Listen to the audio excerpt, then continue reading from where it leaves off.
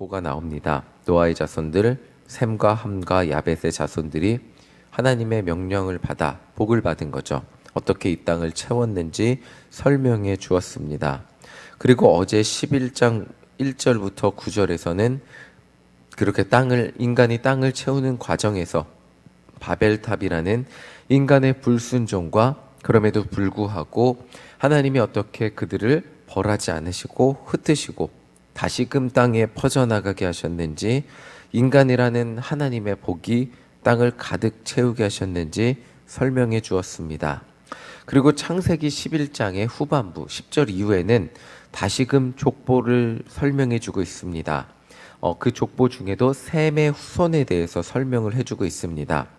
이 족보가 말하고 싶은 것은 분명합니다. 족보 초반을 읽어보면 모르는 이름이 또 쭉 등장하니까 또 족보인가 하고 그냥 빨리 읽고 넘기자라고 큰 의미를 부여하지 못하고 읽을 수 있겠지만, 족보의 후반부에 가면 반가운 이름을 찾게 됩니다. 그 반가운 이름을 함께 읽어보겠습니다. 우리 26절을 다시 읽어보겠습니다. 시작. 데라는 70세에 아브람과 나홀과 하란을 낳았더라. 아는 이름 나왔죠? 예, 아브람이 나왔습니다. 데라는 70세에 아브람과 나홀과 하란을 낳았다고 말하고 있습니다. 우리가 너무나 잘 알고 있는 아브라함의 원래 이름 아브람이 등장을 합니다. 오늘 우리가 함께 읽은 창세기 11장 10절에서 32절의 족보는 믿음의 조상 아브라함의 그 조상들 근원을 따라가기 위해서 설명해 주는 족보입니다. 그러니까 창세기는 이제 하나님의 복을 받은 노아의 후손들이 이 땅을 가득 채운 이야기를 해주다가, 그렇게 수많은 사람들이 이 땅을 가득 채운 중에 하나님이 아브라함이라는 한 사람을 부른 이야기로 전환을 하고 있습니다. 그리고 그 전환을 하는 그 중간의 과정이 족보라는 것입니다. 이 족보는 아브라함의 직계가 되는 조상들 한 명만 소개하고 있습니다. 잘 보시면 이 족보에는 여러 명의 자녀를 낳았다고는 하지만 직계가 되는 사람의 한 명의 이름만 나옵니다. 셈의 여러 아들들이 있지만 아르박삿 한 명만 소개하고 있고, 아르박삿에게도 여러 아들들이 있지만 셀라 한 명만 소개하고 있습니다. 이런 식으로 너무나 명확하게 아브라함과 관련된 아브라함의 직계 조상만 설명해 주고 있습니다. 그러니까 아브라함의 조상이 누구인지를 밝히는 것이 이 족보의 목표죠. 그러니까 우리가 함께 읽은 그렇게 쭉 설명을 하다가 26절이 되어서야 아브라함의 아버지 데라를 소개하면서 26절을 보면 변화가 나옵니다. 데라의 아들 3명이 등장을 합니다. 한 명씩만 아들이 등장을 하다가 데라의 아들 3명이 등장을 해요. 데라의 아들들은 아브람, 나홀, 하란이었습니다. 그런데 이렇게 아브람의 형제 하란은 아브람의 형제, 그러니까 하란이 있죠. 그 데라의 아들 중에 막내 아들 하란은 아들 롯을 낳고 일찍 죽게 되었다는 것을 또한 이 족보가 말해주고 있습니다. 이 족보를 통해 왜 아브람이 나중에 롯과 함께 이동을 했는지, 그리고 아브람이 왜 그렇게 롯을 챙겼는지 알려주고 있습니다. 이 아브람의 족보에서 흥미로운 점은 아브람의 이야기도 고고학적으로 바벨탑이 있었을 거라고 여겨지는 갈대아 우르에서 시작을 한다는 것입니다. 우리 31절입니다. 31절 함께 읽어보겠습니다. 시작. 데라가 그 아들 아브람과 하란의 아들인 그의 손자 롯과 그의 며느리 아브람의 아내 사레를 데리고 갈대아인의 우르를 떠나 가나안 땅으로 가고자 하더니 하란에 이르러 거기 거류하였으며, 아브라함의 아버지 데라는 그의 자손들을 데리고 갈대아 우르를 떠나서 가나안 땅으로 가고자 하였습니다. 성경에 이유는 설명되어 있지 않았지만 바벨탑이 있던 그곳에서 하나님이 인간이 모든 인류가 흩어지길 원하셨기 때문에 그곳에 바벨탑이 있던 그곳에 머무름이 아니고 그곳을 떠남이 하나님의 뜻이었을 거라는 생각을 해보게 됩니다.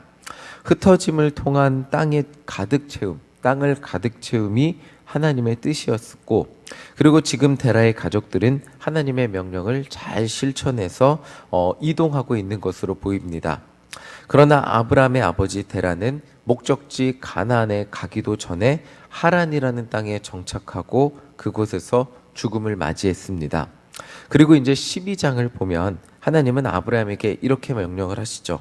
본토 친척 아버지의 집을 떠나 그리고 하나님께서 명령하신 가나안 땅으로 이동하라고 하십니다. 아버지의 집을 떠나 하나님이 원하시는 곳으로 나아가는 것이 하나님의 뜻임을 알려주고 있습니다. 하나님의 창조 섭리가 12장의 창세기에 계속 반복해서 등장을 합니다. 하나님의 창조 섭리는 자녀를 낳고 그리고 자녀가 장성하면 부모의 품을 떠나 새로운 곳으로 나아가는 것이 하나님의 창조 섭리라는 것을 계속해서 반복해서 우리에게 알려주고 있습니다. 그런데 그렇게 하나님의 뜻을 실천하며 나아가려고 하는 아브라함의 가정 가운데 한 가지 문제가 있었습니다. 30절입니다. 우리 30절 함께 읽어보겠습니다. 시작. 사레는 임신하지 못함으로 자식이 없었더라. 엄청난 문제죠. 하나님이 인간에게 주신 너무나 당연한 복, 생육하고 번성하여 땅에 충만하라는 복이 멈춘 가정이라는 것을 알려주고 있습니다. 하나님의 뜻대로 갈대아 우르를 떠나 경험하지 못한 새로운 곳으로 나아가고 있는 아브라함의 가정 가운데 한 가지 문제가 있었습니다. 그것이 바로 사례의 불임이었습니다. 다른 사람들은 너무나 당연하게 임신을 합니다. 그리고 자녀를 낳는 것 당연하죠. 그냥 이것이 뭔가 어떤 대단한 노력을 해야 되는 것이 아니라 그냥 다른 사람들 사는 것 같이 남편을 만나고 부인을 만나고 결혼해서 사랑을 하면 아이를 갖게 되는 것 너무나 당연하고 너무나 그냥 그렇게 사람이 살아왔습니다. 그런데 사례는 남편을 만나고 결혼을 했음에도 당연하지 않았습니다. 그렇지 못했죠. 여기서 우리가 생각해 볼 것은 하나님의 복이 무엇일까요? 남들이 가지지 못했던 것, 남들은 1,000만 원 갖고 살아가는데 나는 1억 가지고 살아가는 것, 이것이 복이 아니라 성경이 말하는 것은 하나님의 복이라는 것은 우리에게 주어진 너무나 당연한 것으로부터 출발한다는 것입니다. 태어나면서 부모를 만나는 것, 그리고 건강하게 자라서 장성한 어른이 된다는 것, 배우자를 만나서 사랑을 한다는 것, 그리고 그 배우자와 함께 아이를 낳는다는 것, 그 아이가 자라는 모습을 보고 기뻐하는 것, 아이를 결혼시키는 것, 그리고 결혼한 자녀를 통해 손자, 손녀를 만나는 것, 그냥 이 당연한 인간의 과정이 너무나 하나님께서 우리에게 주신 당연한 축복이라는 것입니다. 그런데 아브라함의 가정은 그 과정 가운데 하나가 막혔습니다. 하나님이 인간에게 주신 복이 막혔다는 거죠. 이런 경우 과거의 사람들은 이렇게 해석을 했습니다. 저 가정이, 저 사람이 무언가 하나님께 잘못을 해서 저주를 받았다고 해석을 했습니다. 그러니까 최소한 창세기 11장의 아브라함의 족보에는 대놓고 이렇게 저주라는 표현은 쓰지 않았지만 불임이 찾아온 그런 이유는 그 가정이 하나님께 무언가 잘못해서 하나님이 임신이라는 축복의 길을 남들은 다 당연하게 누리고 살아가는 임신이라는 당연한 축복의 길을 막아놓으신, 더 대놓고 나쁘게, 그러니까 인간의 말로 나쁘게 표현하자면 저주받은 가정이 아브라함의 가정이었다는 것을 말해주고 있습니다. 그리고 이제 12장에 가면 이것이 엄청난 반전이에요. 그러니까 우리가 그냥 쭉 읽었을 때 그냥 이것을 그냥 느끼지 못하고 넘어가지만 12장에 가면 엄청난 반전이 일어났는데, 그렇게 수많은 인류의 가정들 가운데 저주받은 것 같은, 사람들에게 저주받았다고 손가락질 받는 아브라함의 가정을 하나님이 어떻게 부르시고 스스로도 나는 축복받지 못하는 가정이라고 생각할 수 있었던 우리 가정에 왜 불임이 찾아왔는가라고, 하나님께 무엇을 잘못했는가, 우리 가정은 하나님께 저주받은 것이 아닌가라고 스스로도 생각할 수 있는 가정 가운데, 그런 가장 가운데 하나님은 찾아오셔서 너는 복의 근원이 될지라, 너는 복이 될 거라고 말씀하시는 정말 기적과도 같은 인생 역전의 이야기를 알려주시는 것이 창세기 12장의 내용이라는 것입니다. 하나님의 복의 약속이라는 것입니다. 정말 다시 말하면 창세기 11장에서 말하는 아브라함의 족보를 통해 우리가 알 수 있는 것은 단순히 아브라함이 하나님께 선택을 받아서 믿음의 조상, 그냥 하나님이 랜덤으로 이렇게 주사위 던지듯이 한 명을 뽑아서, 그리고 수많은 사람 중에 어떤 아브라함이 대단해서 어떤 지금 11장에서 아브라함의 업적이 나오진 않았습니다. 어떤 그런 거 이전에 인간이 볼 때 남들이 손가락질하는 불임이라는 저주받은 가정이 하나님의 은혜로 어떻게 이 세상 가장 존귀한 가정이 되는가를 보여주는 말씀이 창세기 11장, 12장, 그리고 아브라함의 가정의 이야기라는 것입니다. 그러니까 아브라함 말씀의 핵심은 인간적으로 볼 때 하나님의 복이 끊긴 가능성 없는 가정을 하나님이 부르셔서 하나님의 전능하신 능력과 은혜로, 여기서 중요한 건 은혜입니다. 하나님의 전적인 은혜로 그 가정에 다시금 가능성이 생기게 하시고 하나님의 복이 이어지게 하신 말씀이라는 것입니다. 여기서 강조가 되는 것은 하나님의 은혜이고, 그리고 하나님의 은혜가 그 가정 가운데 임할 때 어떻게 그 가정이 저주의 가정에서 복의 가정으로 변화가 되게 되었는가, 이것을 우리에게 보게 하는 말씀이 아브라함 가정의 이야기라는 것입니다. 아브라함을 부르셔서 아브라함으로 살아가게 하시는 하나님의 말씀이라는 것입니다. 그러니까 이것을 우리에게 적용해 보자면, 남들은 당연하게 다 가지고 있는 무언가를 우리는 가지고 있지 못할 수 있습니다. 너무나 당연하게 가지고 있는데 나에게만 없어 보일 수 있죠.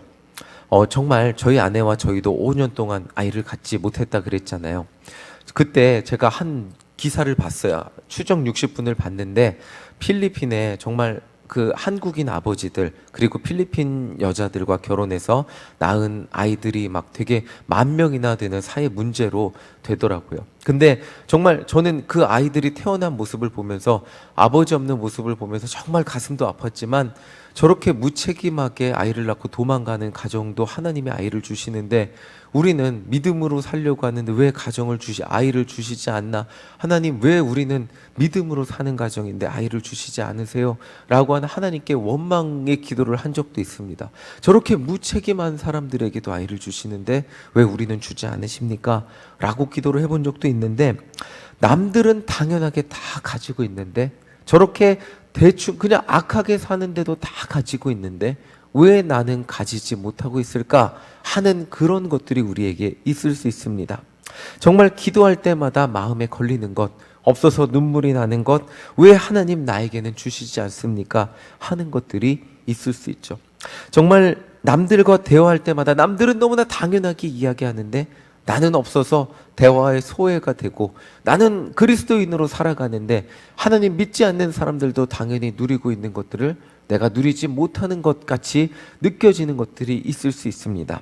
그것이 가정일 수 있고요, 자녀일 수 있고, 재물일 수 있고, 집일 수 있고, 건강일 수 있고, 정말 나는 기도하는데 하나님의 자녀로 살아가려고 노력하는데, 하나님 뜻대로, 아브라함도 하나님 뜻대로 갈대아 우르를 떠나 나아가려고 하는데 자녀가 없었습니다.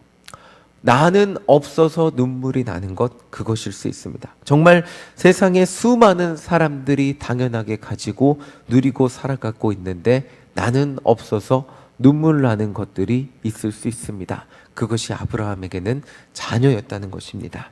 그런데 하나님은 그런 우리를 택하셔서 이 자리에 나오게 하셨고 이 말씀을 듣게 하셨습니다. 아브라함의 족보 이야기를 오늘 이 새벽 시간 함께 나누게 하셨습니다. 그리고 이 말씀을 듣게 하심으로써 우리에게 현실에 없는 것을 바라보는 것이 아닌 하나님이라는 은혜, 하나님이라는 희망, 하나님이라는 창조의 능력을 가지고 계신 분을 바라보게 하셨습니다.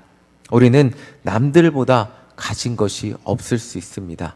그것 때문에 눈물 흘릴 수 있습니다. 그런데 그럼에도 불구하고 하나님은 우리를 부르셨습니다. 그리고 없는 것에 집중하지 않게 하시고 우리를 부르시고, 여전히 없음에도 불구하고 너는 복의 근원으로, 너는 복이 될 거라고 우리를 부르시고, 오늘 기도하는 이 시간 우리에게 말씀하시고 약속해 주실 것입니다. 우리의 빈 곳이 오히려 우리가 가지지 못해서 눈물을 흘린 그곳이 하나님이 일하시는 은혜의 장소가 되어 하나님의 역사가 나타나게 될 것이라고 우리에게 약속해 주시고 계십니다. 제가 다니엘 기도회라고 유튜브에서 영상 간증을 하나 봤는데 김인강 교수님이라는 분의 영상을 봤어요. 근데 처음에는 이 수학자시더라고요. 그래서 정말 소아마비, 2살 때 소아마비를 겪어서 지금도 목발을 짚고 다니는데 수학자 40년 묵은 수학의 난제를 푸른 엄청난 천재라고 합니다. 근데 그분의 간증을 처음 듣는데 너무 재미가 없었어요. 그냥 수학자처럼 무슨 이렇게 하나님의 은혜를 논리적으로 분석해서 말을 하는데 중간에 꺼버리고 싶었어요. 근데 끝에 마지막에 듣는데 제가 눈물이 났습니다. 눈물이 난 이유는 하나님께 감사한데 배우지 못하고 가난한 부모님을 주셔서 감사하다 그러는 거예요. 그래서 배우지 못하고 가난한 부모님 때문에, 그리고 자기가 소아마비였기 때문에 학교에서 거절당했대요.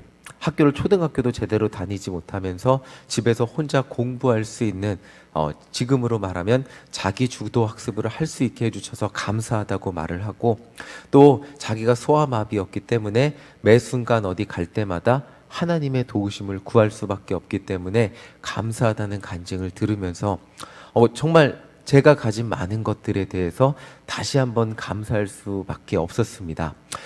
정말 그분은 자기가 가지지 못한 것을 하나님의 은혜라고 고백하며 또 그 삶을 살아가며 자신이 할 수 있는 것을 찾았을 때 초등학교 입학 때도 거절당했다고 했던 그런 사람이 하나님의 은혜로 자라나서 40년 묵은 수학계의 난제를 풀어나는 천재로 자라나게 되는 모습을 보게 되었습니다.